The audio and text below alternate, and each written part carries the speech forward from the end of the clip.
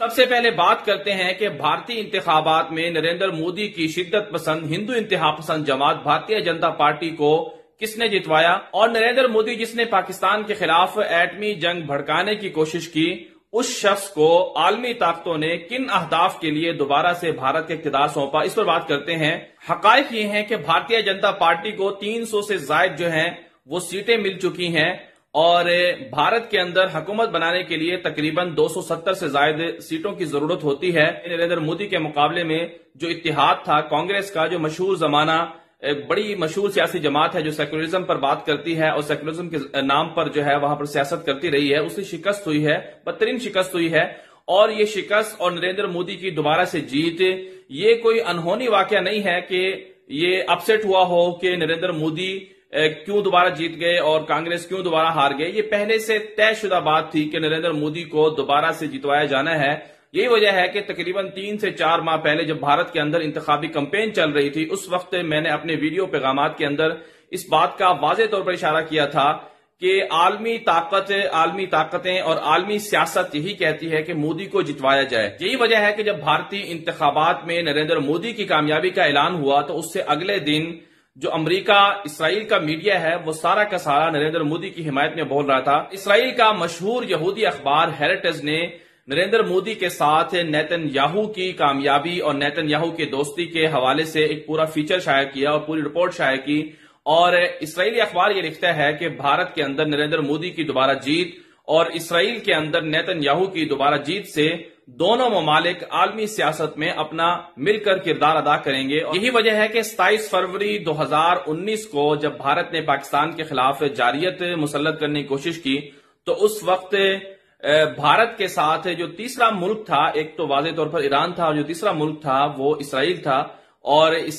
بھارت کا جو پائلٹ پاکستان نے گرفتار کیا اور بھارت کے جو 2 جہاز تباہ کیے تھے اس میں ایک جہاز جو ہے وہ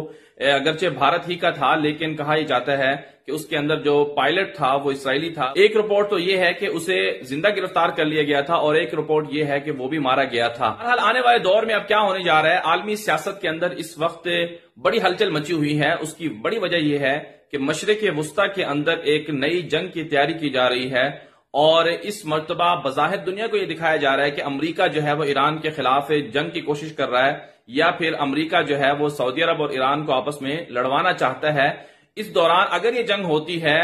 جنگ ہوتی ہے تو اس میں مختلف ممالک جو ہیں وہ مختلف بلاک میں تقسیم ہوں گے۔ انڈیا جو ہے وہ امریکہ اسرائیل کے ساتھ جائے گا، اور اس کے مقابلے میں جو پاکستان کا بلاک ہوگا اس میں ظاہر سی بات ہے پاکستان سعودی عرب کا ساتھ دے گا، اور پاکستان جو ہے مڈل ایسٹ کے دیگر ممالک کے ساتھ کھڑا ہوگا، اور پاکستان کے ساتھ چین بھی شامل ہوگا۔ اگر یہ جنگ ہوتی ہے تو اس کا نقصان سب سے زیادہ جو ہے وہ پاکستان کو ہوگا، کیونکہ ہدف پاکستان ہی ہے۔ یہی وجہ ہے کہ نریندر مودی کو کیوں جتوایا گیا، اس کی ایک بڑی وجہ یہ ہے کہ نریندر مودی پاکستان کو کاؤنٹر کر سکے، پاکستان کے خلاف کوئی ایسی جنگ بھڑکا سکے جس سے پاکستان کے اندر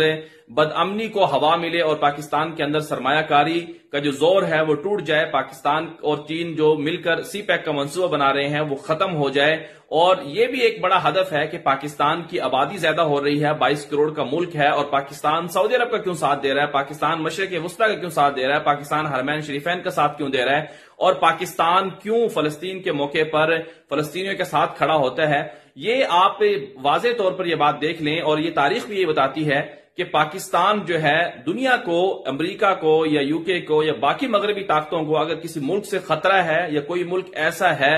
جو استعماری طاقتوں کے خلاف لڑ سکتا ہے وہ پاکستان ہے۔ یہی وجہ ہے کہ تمام کے تمام استعماری طاقتیں جو ہے وہ پاکستان کے خلاف کھڑی ہوتی ہیں، پاکستان سے ڈرتی ہیں۔ اور پھر ساتھ میں جو افغانستان کا مسئلہ ہے، افغانستان کے مسئلے میں 18 سال سے جو امریکی فوج کو شکست ہو رہی ہے اس کی بڑی وجہ بھی پاکستان ہی ہے۔ پاکستان نے امریکہ کو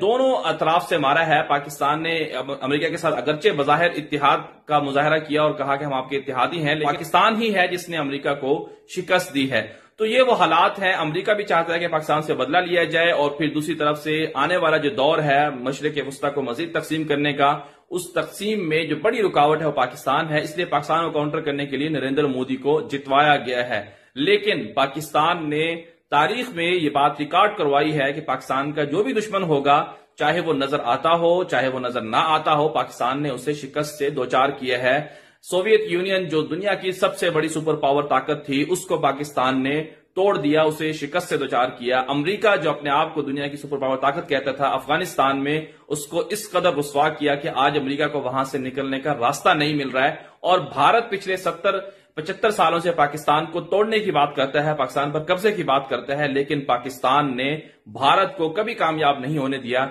यही वजह है कि पाकिस्तान, अगरचे वसाइल पाकिस्तान के पास कम है, लेकिन पाकिस्तान आज भी भारत से बहुत ज्यादा मजबूत है, दिफाई एतबार से और जज्बे के एतबार से, शुजात के एतबार से। और अमेरिका, इसराइल, भारत अगर ये तीनों मिलकर दोबारा से पाकिस्तान को तोड़ना चाहते हैं, पाकिस्तान पर हमला करना चाहते हैं, तो आजमा कर देख लें। अफवाज पाकिस्तान और पाकिस्तान की जो गयूर कौम है, वो किसी सूरत भी इन तीनों मालिक को कामयाब नहीं होने देगी।